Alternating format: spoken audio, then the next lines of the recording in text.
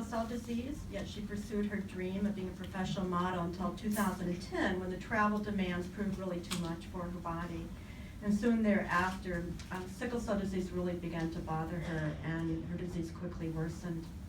So on October 30th, 2012, Constance underwent an allogeneic transplant with bone marrow donated by her sister Samantha. She was treated on a clinical trial sponsored by Emory University in collaboration with the National Institutes of Health and the National Heart, Lung, and Blood Institute. And since her transplant, Constance has obtained her bachelor's degree in communications. She began a career in acting, currently working as a realtor in Georgia, pursuing a master's degree in business. So Constance, we're really looking forward to hearing your journey today.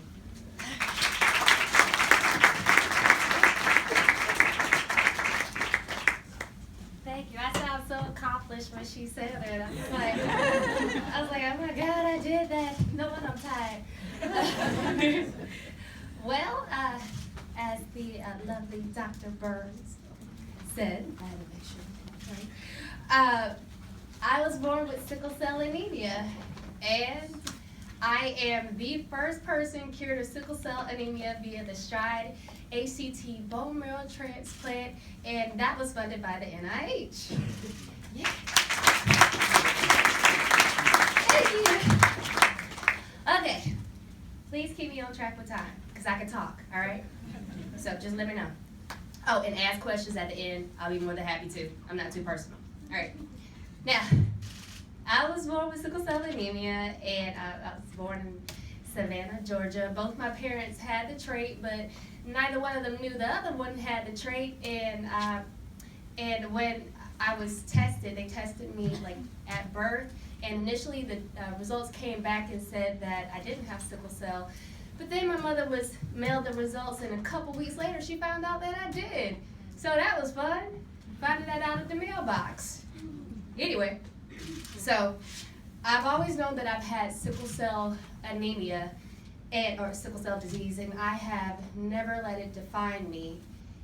Okay, let me tell you all the stories. Okay, so we lived in Savannah, Georgia for a while, but then my grandmother got sick. She had cancer, and so we moved back to South Carolina. It was in South Carolina where I started to realize that I wasn't like all the other kids. Okay, it was field day. There's this girl named Felicia. Felicia could run. I wanted to beat Felicia because every year she got that blue ribbon, and I wanted that blue ribbon that said number 1 on it, okay? So we were at field day one summer, and I was like, okay, I got this. I can do this. I can do this. They hit the thing, then we start going, and then about halfway, I'm like, oh God, my back. And then I see Felicia running, and then running back, and I got last place. But I was in so much pain, and it was in that moment that I realized that I'm not like Felicia. I'm not like all the other kids where she ran and going, not breaking a sweat, and me, I'm like the pain is just going up my back, and I remember that day vividly, and realizing that, okay, I might be a little different.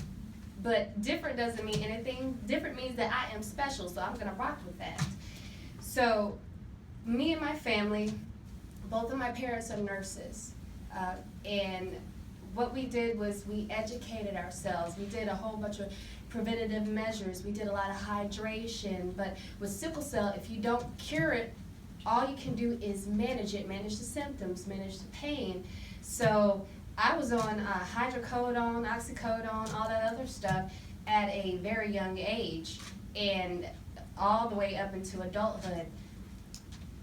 We left South Carolina and we moved to Georgia, and we were able to manage my pain. It wasn't too bad. I knew what I had, but I didn't let it define me. Then puberty hit, and that was awesome. Yeah, and so my disease, the pain increased. It got worse, but it was still manageable. And I did as much as I could as my peers, but I couldn't do things like get into a pool without being in pain or potentially going to the hospital. It wasn't until I was 18 where I could get in the pool and get out. And I had to do hydration, my oxycodone, my hydrocodone. I knew I couldn't go anywhere for the rest of that day or maybe the next 2-3 days. but I was gonna live. Anyway, so I decided, I was like, you know what? I graduated high school. It's like I got everything is going together health-wise. I'm good. So I decided I was going to go to college, right? I decided to, after 2 other colleges, I decided to go to Georgia State University. Now, I don't know if y'all been to Georgia State University, but if not, you missed out on something because the parties were awesome. There were so many schools everywhere. I had fun. So I lived in the dorm rooms, and then I moved out and I had my apartment, and everything was going. It was going. My disease started getting worse, and it was harder to make it to my classes on time. The disability office at my school knew that I had sickle cell, but they didn't really know sickle cell. The information is so outdated, they really didn't know. And then I had a professor who, I had straight A's, but my professor didn't understand my disease and didn't understand that I look normal, but I'm actually in pain. I could be talking to you, having a conversation like this, and be in so much pain, but when you have sickle cell, you are a fighter. You don't have that choice to sit here and cry and whine. You gotta fight. So, that one class, my teacher told me I was like 1 day away from him giving me a failing grade because of the attendance. Anyway, so after I finished that semester, I decided to just take a little break and really figure out what was going on with my disease. And when I did, okay, it was Halloween weekend. I sent an email. I saw that Wilhelmina and Kasha Hawken, they were having open call. And I was like, okay, it's my dream, I want to model, I was like, I think I look like it. So I was like, I think I got this, all right? So I sent the email, I had this, I'm sorry about my English. Anyways, I sent the email and they wanted me to come to Philly, and it was snowing like December, and that was sickle cell. Let me tell you something. It was kicking my butt, but I tried to look flawless like Beyonce, okay? So I was like, all right. I rode a Greyhound first time, got there, and I landed it. I received a modeling contract with Wilhelmina and Kasha Hawken, but I lived 13 hours away. So I got a lot of miles on my Kia. Well, my mama Kia now. I would drive 13 hours from Kennesaw, Georgia to Woolwich Township, New Jersey, then go from, my grandma stayed in Jersey and it was free. So then go from Jersey to Philly and Kasha Hawken, model and all that stuff. I never told them I had sickle cell because 1, I didn't want them to say I couldn't do my job, and 2, I was like, nothing's going to stop me. You are going to hire me, okay? No threats though. So what I did was I went to Kasha Hawken. I would come back to New Jersey, and then I drive all the way back to Georgia, 13 hours, and I would be in pain. I'd either go right into the hospital, be admitted right into the hospital. I'd go to my doctor's office to get pain therapy, which is Toradol. I already had the fentanyl patch, 150 micrograms, Toradol, oxycodone, 30 milligrams, Benadryl. There's a couple other drugs that I have, but this is all just pain management because all you can do is manage the pain if you're not curing sickle cell. And contrary to what a lot of people believe, it gets worse until you can manage it for yourself and figure out your body and how it works. Anyways, so every single trip, I was going into the hospital, and my parents were looking at me like I was all kinds of psycho, but I was like, I am going to do this. Nothing is going to tell me I can't do this. No one, nothing. After a year of doing this, I think it was about 15 trips, my body just couldn't take it anymore, and it felt like the life was taken out of me. I went from being able to go places, do things. I know it wasn't all the way normal, but it was manageable. I woke up every single day in pain, and then I couldn't pursue my dream. As a matter of fact, I was in the hospital when I got the call. They were like, hey, this is in New York. There's a Wiz Khalifa audition for the video. I was like, I'm not gonna dance because I don't do that. But they were like, come on, well, we have this audition for you. You need to be in New York tomorrow. I was hooked up with an IV. I had dilated my 150 microgram fentanyl patch. I was in a full-blown sickle cell crisis, getting IV fluids, and it was just bad.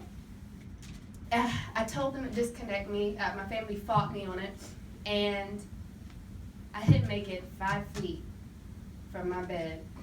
It was so bad. And I still remember that, and it hurt so bad because I had to crawl back in bed. They had to hook me back up. I was in more pain than if I had just kept it going, and I had to call my agency and tell them that I couldn't do my job. I had sickle cell. Things were going bad, and that I just couldn't do it. And so from there, it was like waking up every single day in pain.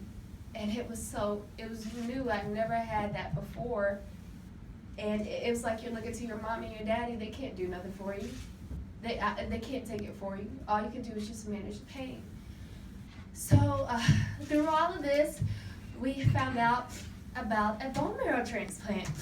And my mom, being a nurse, she's a traveling nurse, and she had a patient one day come up, and the mother was so frantic. She's like, oh my God. She was running late. She's like, oh my God, I'm gonna miss you. Or whatever. And my mom was like, no, take your time. It was nothing but God. It's like, take your time. I will be there. Bring your son. Don't rush or whatever. He was the patient. I'll be there. My mother waited, and after they got there and were setting everything up, she was talking, found out that the son was a transplant patient. Kind of find out it was a bone marrow transplant, and he was cured of sickle cell. So from there, my mom was like, okay, I want all the information. She wrote all the doctors down and everything, got all the information. She started calling people, and we were like, okay, they're doing it for children. Well, what about adults? And they were working on it, but it was a lot of back and forth political stuff that I'm sure you guys know about. I'm good. Teach me later, okay? So my mother was put in touch with the right people, and my doctor, we came across him, Dr. Edmund Waller at Emory Winship Cancer Institute. He was my bone marrow transplant doctor. When all this stuff was going down, they were doing the paperwork, going back and forth, trying to figure out how to get everything going. And after all that happened and things getting worse, frequent hospitals, I was in hospital a whole lot more times. And we get to where it's like, okay, well, you can have the transplant. My sister was right here in the black and white, this outgoing person. She was 100% match, 10 out of 10. And it was awesome. She decided at 9 years old that she was going to cure me of sickle cell. Me at 25 was like, oh girl, no, you don't have to. I'm good. I got this soldier. Woo! I'm so glad that they ignored me and that she was bribed with a puppy and that she got me. Chloe is my dog. But I got the bone marrow transplant. It was actually very, very easy to receive that. That was like an IV. The hardest part was the chemo. Now, if y'all can give us some funding to figure that out, that'd be great, because I lost all my hair, my eyebrows. I looked like a freaky alien for a long time, and I got skinny too, but I put it on in the right places, my J-Lo booty. So I was cured of sickle cell via the Stride-HCT bone marrow transplant study, which was funded by the NIH. And I worked, my sister was in Children's Healthcare of Atlanta, and I was at Emory, and it was so wonderful how it happened, because my life is night and day. I went from dying, having to figure out if I'd make it to C30, which I will this Saturday. Thank you. I went from dying to now I get to rewrite my life and actually have a life, and it's so amazing. I can get the pool, water, whatever, and I don't have to take not one pain pill, not anything. I get to live, and I can't tell you how much that your work here, all of you guys, because people behind the scenes gets them moving, but behind and in front of the camera. Matter of fact, all y'all. Anyway, I can't tell you how important your job is and how much you really impact people's lives. I know that without this, without the NIH, without Emory, without Children's, I wouldn't be here because it wouldn't be available. And I'm just putting a face to a name. I want to be one of many, and I want sickle cell to be cured so that all of us can go skydiving, because that's on my bucket list, well, not bucket list, I'm not dying, but 30. So, skydiving, come on, y'all. All right, I'm sorry, bye, y'all.